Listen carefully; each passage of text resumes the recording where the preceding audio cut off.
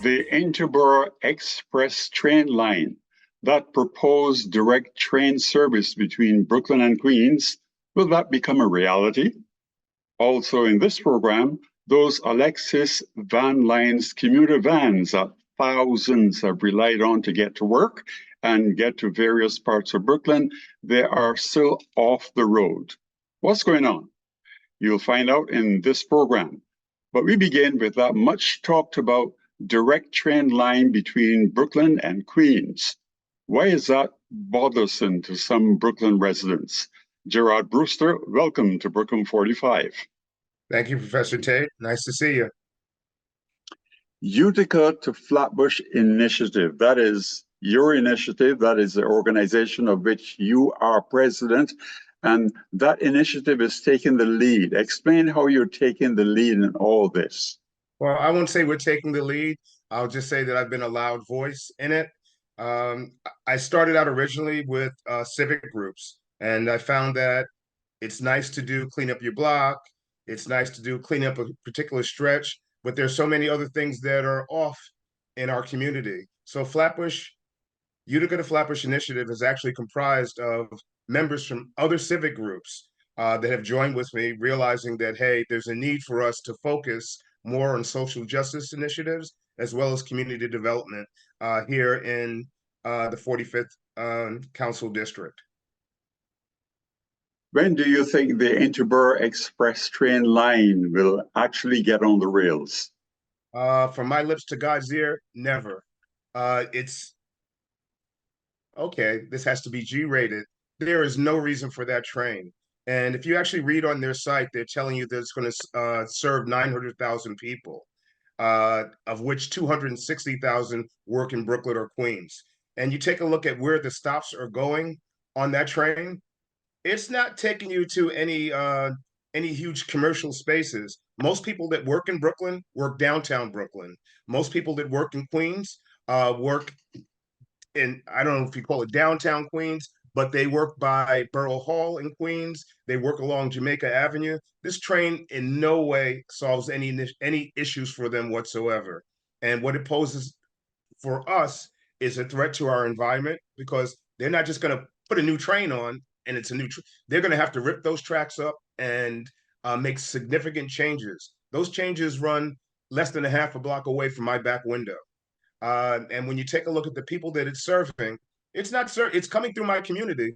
It does not serve me. We have several buses. You have the L train you can get to fairly easy, and you can also get to the IRT 2 and 5 train. There's no reason to travel out to Queens to get to a connecting train that's going to take you downtown Brooklyn. It's absurd. How do the community boards feel about this? That's interesting, because when you take a look at Community Board 18, um, which I'm a member of, but if I cross Glenwood Road, I'm now in Community Board 17. So I'm in now, and I actually discussed this with my daughter. I said, are we in like back as a kid growing up, they always talked about the demilitarized zone in Vietnam. And so we are like in the de-agency zone of Brooklyn, where you're on a borderline of 17 and 18. Both are in the 45th district. But the problem when you talk about the 67th precinct, our community boards, it's really strange that those borders are set up there so that all kind of strange things happen here. We're in, I guess I would call it the northern end of Community Board 18 and the southern tip of Community Board 17. It's like we're forgotten. And you mentioned some of the other issues that are happening in the community. We already have right here within a mile of my house, we have a shelter that's just outside my back door window that the way it was a sham, the way that it was put together, they did it completely in darkness. They made it appear as they were talking about 188. And that was a number they kept saying, 188, 188. And it turned out to be 188 units, with each unit holding 4 people. And some cases, because we're in a housing a housing dilemma, that there are actually 4 and 5 people sometimes in there temporarily, but there are 4 or 5 people. if you take a protractor and go around half from that being the focal point and go around a half a mile, there are 750 people, residents, homeowners in the area. Now you've added 800 people, and they told us it didn't change the complexion. And I'm sure complexion had two different meanings there. Anyway, that was just one. Then in addition, there's a hotel shelter, a block straight down, a mile straight down Schenectady going south. And then if you go 3 blocks to the east on Kings Highway, there's a Holiday Inn. A Holiday Inn that they built in 2000. I think they finally finished it in 2019. That Holiday Inn now is serving as a space for um, folks that are coming from other countries in bad situations, and they really haven't really made a step up. They have not moved up. Not as bad as the folks in Floyd Bennett Field, but they're shifted around every 60 days. Okay. Then when you take a look at what it was before that, they actually used it as a halfway house during COVID. About 9 months into COVID, they were releasing folks from jail. They decided it would be a good place to put sexual offenders. And then when you took a look at the roster, who was actually in the unit, not that they were planning on putting them there, they were already there, and they came in under darkness, Yes. and they were already there. And we're talking about some of the worst offenders. When I actually read the tickets, I was like, this is a sham. And it was only because we were able to shame certain people. I'm assuming the mayor, because it was his criminal justice department that was leading this whole initiative, shaming him and other um, community board people as well in 17 and 18, because you can't tell me they put that there and no one knew. And we just happened to get lucky that someone that worked for the city, that was one of our members, actually hipped us to it. We found out at 12 o'clock. By 4 o'clock, we were all over social media and all over the phone tree, getting the word out, and had several protests there. And it just So seems like, there was no consultation. There was no consultation with any of the community boards. well, I can't say that because I'm not a community board member. I would find it hard to believe. A lot of folks are saying, "Oh, no, they didn't tell us." I find that hard to believe. I'm not going to say that it's true that there was no consultation, because I don't know for a fact. But it just seems really odd that something of that magnitude could be slipped in. They can't seem to do that anywhere else but in our community. There were, I understand, some town hall meetings to discuss this. Were you at any Uh, of those town hall meetings? uh, town hall meetings before or after the fact, Professor? Town hall meetings to let communities know what was being planned. Balderdash, sir. I don't buy it. I didn't know anything about it, and you would think that apparently I make enough noise. Matter of fact, for some, I'm said I'm a conspiracy theorist. The fact of the matter is that they had sexual offenders in there, some of the worst type of sexual offenders, and they put them within feet of several daycare centers right there on Kings Highway. That I know is a fact. But as far as a town hall meeting, no. And as a matter of fact, the first town hall meeting that was actually done for this section of Brooklyn, because 17 always seemed to forget us and 18 always seemed to forget us. The first time we did it, Utica to Flatbush led that initiative, where we had a town hall meeting and basically summoned all of the agency heads. And I was actually surprised by how many commissioners actually showed up. So it definitely shows that when you make noise, people listen. People are going to be asking, what is this Utica to Flatbush initiative? Basically, I would say it's a disruptor. Our goal is to make sure that we're working for social justice in our community as well as community development. And that would require us to work with all of the civics that want to work with us. Because one of the things that we found is that you can have folks from the Amherstford civic group and folks from the Flatlands Flatbush civic group get together, which I was a founding member of, get together, and we're speaking at community board meetings, and we're realizing that, hey, you got the same problem we got. Why are we doing this separately? And there are going to be times where I don't want to say summon, but there are times when you have to rally the community. And the best way to do that is by reaching out to the community, uh, uh, the civic groups in the community, our elected officials as well. But first, as my father always said, you got to do for self.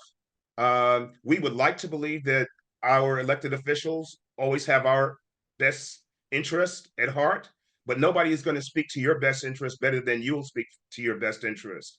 And once we began to see that, hey, folks aren't going to leave, their civic groups. They've been members of these civic groups for 15, 20, 25 years. That's cool. But when you want to get past the issues of, hey, a blood drive, we're doing a cake sale, things like that. And it's a wonderful thing, even to do a Thanksgiving dinner. Those are all great things. But guess what? If our community is decimated by the likes of being overpopulated by shelters, decimated by a new train line now ripping down parts of our neighborhood, some of our neighbors losing their homes to eminent domain. One other thing that we didn't talk about, Sam, just a year and a half ago, they thought it was a good idea. The city thought was a good idea to centralize all of the pesticide plants in one place. And guess where they chose? They chose our neighborhood again on Ralph Avenue. It makes me feel picked on. It really does. That annoys me. And I am not the only one. And I think what's going to happen with this Inter-Borough Express, that's the next big thing, because it's not just the Interborough. It's a matter of lack of development in our community. Where you take a look as you walk down Glenwood, Foster, uh, Farragut, and especially once you cross going east, cross Kings Highway, and you see all of that space that's just sitting there. Yeah, I'm not saying somebody doesn't own it. The city is very quick to sign a lease with somebody that owns that property when they want to put a pesticide plant in, when they want to put a hot sheets hotel or a halfway house for sexual offenders, or when they want to build a shelter for 800 people. If they had decided that where that shelter is, that they were going to put 100 two-family homes, who would object to that? And they would find a way to do it the same way they found a way to put that in under the cover of darkness. So the issue is, when is the city actually going to start talking about doing things that are for the betterment and for the improvement of the community, and at the same time providing development, economic development, increasing the amount of home ownership, and God, at the very least, get folks out of shelters. Why are they in shelters when you consider the amount of money they're spending? Let's talk. We only have a minute left. You talked about some of the environmental issues, and you talked about environmental problems that will become very apparent and people will have to live with once this train, this Inter-Borough Express train, begins operation. You did say that it's not going to begin operations, but what are some of the non-train issues that would help build the environmental problems that you foresee? Well, we already have environmental issues. When you take a look at this section of Brooklyn, some of the highest indices in this area for any type of breathing issues, in particular asthma.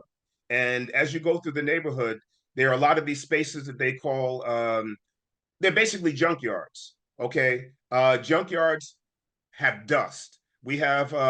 There's a company that makes bricks that the building industry uses. And since the amount of building has gone up in the community, and not in our community, in the city, okay, I don't know where they're taking those bricks, but it's not building anything here.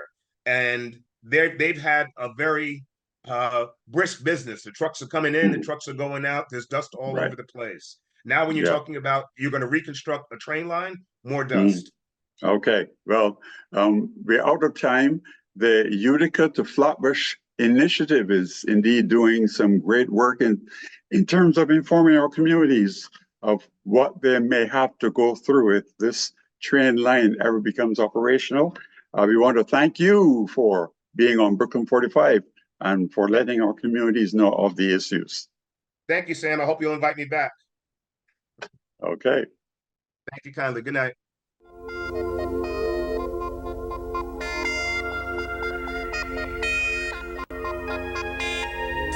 Those Alexis Van Lines commuter vans that thousands have relied on to get to work and to get to various parts of Brooklyn, they are still off the road. And the operators are very unhappy that their vans are sitting there unused. What's going on? Leroy Morrison, welcome to Brooklyn 45. I want to say good evening and thanks to you and your listeners and everyone that's had me on your program, sir. Why are the vans of Alexis Van Lines still off the road? Why the vans are off the road is no insurance, affordable insurance in New York City. And why is this insurance unaffordable? Based on the New York State Department of Financial Services, and we can't get affordable insurance in New York City. You've been off the road for a while. Is it 1 year or 3 years? Well, all the vans, I've been off the street for over a year and 2 months, and the rest of the industry off the street for over 3 years, sir. Mm-hmm. And how many vans are in the company, Alexis Van Lines? Right, we have over 80 permit, but right now we don't have any vehicle off the street based on the price of the insurance. It's over $45,000 a year, sir. That's a lot of money. You said that there are issues with DFS. For our viewers, let them know what DFS is and what are those issues? Well, New York State Department of Financial Services is the one that regulate insurance across New York State, sir. Mm-hmm. And what is the problem with them? They believe that you are a bad risk? No, one of the problems is that the DFS is saying that we are high risk, and we used to pay $10,000 a year. And the company that was one volunteer market company, the DFS put them out of business that insure the commuter van. And we cannot find a home for all the commuter van across New York City, sir. What is the competition? What are the alternatives now that your vans are not on the road? The alternative why the vans are not on the road here, we introduced a bill in the New York State Senate and the Assembly, a captive insurance program. What the captive insurance program will do is bring down the cost of the insurance. Last year, we introduced a bill and have a bill passed in the Assembly and in the Senate. And based on the Department of Financial Services, they have the governor to veto the bill. But yet still upstate New York, they don't have any insurance, and they pass an RG bill upstate New York to bring affordable for hire insurance upstate New York. But the ones downstate New York, the governor vetoed that bill based on the DFS.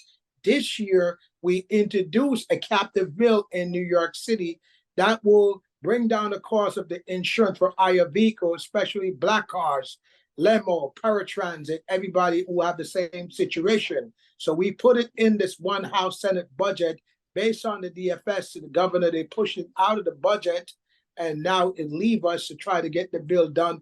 Hopefully that the DFS don't have the governor this time veto the bill again. And we're asking yes, I'm sorry, sir. No, go on. So one of the problems here, we have a bill in Albany now. We call it a captive insurance bill that we calling on the governor of New York State to recognize that there's no insurance in New York City, especially for commuter van. That will bring back commuter van to the market, affordable insurance. And the Department of Financial Services is blocking the bills from going forward. Are you looking for support from elected officials to get this bill passed? Well, we already get the bill passed last year tremendously. This year, all the elected officials have the bill in the budget based on the DFS, Department of Financial Services, with the governor folks. They pulled the bill out of the budget, the one House Senate budget. Now the bill is there. Now we're trying again to see if we can pass it. But the passing the bill is not the problem from the Senate and the Assembly. The problem that we have in the Department of Financial Services to, make sure our people in our community have a better transportation system and affordable insurance, not $45,000, $10,000 a year. Last year, we raised $55 million in the governor budget. Based on the DFS, they have their own agenda, and they try to, every time we go along, they try to block the commuter van bill, the captive bill, and they want us off the street in the city of New York after being around for 38 years, sir. You talked about you're having the support of elected officials, and that's great. But Yes, sir. talk about this, the other competition that's on the road right now. I've been hearing something about these dollar rides, a dollar ride. Yes, sir. Yes, sir. Dollar Ride is a company going around to say they're a commuter van, which we don't know anything about Dollar Ride. Dollar Ride is something that pop up, a company that pop up like something like Uber and Lyft. So what they want to do is wipe out the original commuter van and extend it to Dollar Ride, a company that no one knows about in these community, to come into the neighborhood and want to take over and get rid of the existing commuter vans in New York City. So that's why we're having a problem by having the DFS trying to wipe out the original company that's been around for 38 years and bringing the Dollar Ride to come to the marketplace. And that's what's going on here. It's retaliation. And there are electric buses that have replaced you as well? No, the Dollar Ride came around and say they come into New York City with electric buses, and they raise money from the governor's office, wishing they buy 3 electric buses. And up to now, the community haven't seen 1 electric bus out there, and they park it up. And now they want to come and take. They're supposed to be a company supposed to come in and administrate the funds that we, the commuter van, raise to go forward and take us to get affordable insurance. And the Dollar Ride came in, and they want that funds also to start up a business. They want to apply it. They're supposed to be the administrator for the funds, but yet said they want to have a commuter van license and wipe out all the existing companies that have been around for over 38 years that service New York City for so many years, sir. Are you working with community boards as well to help you get back on the road? We've been to several community boards to get back on the street, but the Dollar Ride seems to get to the communities, and the people object on the Dollar Ride situation and ask them what's going on with the existing commuter van service, because they claims they come to take over these commuter vans in New York City and wipe us out and collect that funds and start up their own operation, sir. How many buses do you have on the road? Well, you have parked to put back on the road. For myself, I have 5 buses that parked up with no insurance, and brand new buses. We're paying for them. We stopped paying. We finally finished paying them off because based on the insurance, I was paying $35,000 to $40,000 a year. I was paying $3,500 a month, and it was unaffordable. I can't go no more. Wishing I own about a fleet of 45 buses that's supposed to run, and other company across New York City, they have their company shut down also and waiting to get affordable insurance, sir. How are you going to get the support of the passengers who used to ride your vans? Well, all the passengers that used to ride the vans, we just got to start up again. Everybody seems to familiarize with the service, love the way how we do business, adapt to it for 30-something years. So they still used to the name Alexis Van Lines if you go out there in Flatbush, and they used to all these commuter vans. So once we start running again, all the customers will come back to the commuter vans as long as we have affordable insurance and property insurance. Okay. And you're getting the support, you said, of the elected officials to get the insurance to get back on the road. Well, the electric, they're trying to get the bill done so we can have this captive bill passed and signed into law. So without the people, the public and the drivers and the black car industry and the ambulance industry and you, myself, and every passenger in New York City, call the governor's office and reach out to the governor's office and let her know how important it is in the transportation desert in New York City that we need these commuter vans back to work, sir.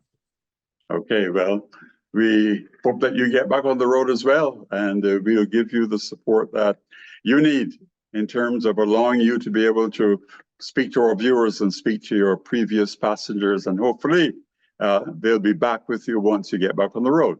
Yes, sir. And I want to say to all the listeners, I appreciate all the listeners and you yourself and your team to have us on board to let everyone in New York City understand what we're going through, because a lot of people don't know what the commuter vans are going through, especially reach out to the governor. She's supposed to be a governor for everyone, to let the DFS know enough is enough, sir.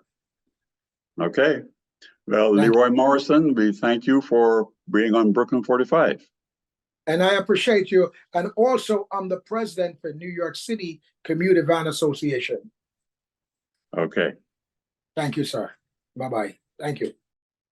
We also thank Gerard Brewster, who discussed that proposed Inter-Borough Express train line that will provide a direct train service between Brooklyn and Queens. And to you, our viewers, we thank you for watching this program. You can watch it again on our YouTube channel. We invite you to support and partner with Brooklyn 45. We are a 501c3 not-for-profit television program. So when you support us with a gift, you benefit and our viewers benefit as well. Our communities benefit as well. So please tell your family, your friends, your work colleagues to watch Brooklyn 45, our TV programs on cable television and on YouTube, and to support Brooklyn 45. On behalf of our Brooklyn 45 team, I am Sam Taitt.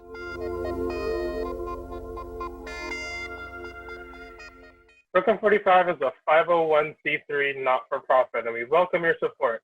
Check out our website, brooklyn45.com, and feel free to donate or share it with your friends and family. Have any comments or questions? Send them to our Facebook, facebook.com/Brooklyn45TV. If you have any questions or topics you think we should cover next, shoot me an email over at brooklyn45tv@gmail.com. Thank you again for watching.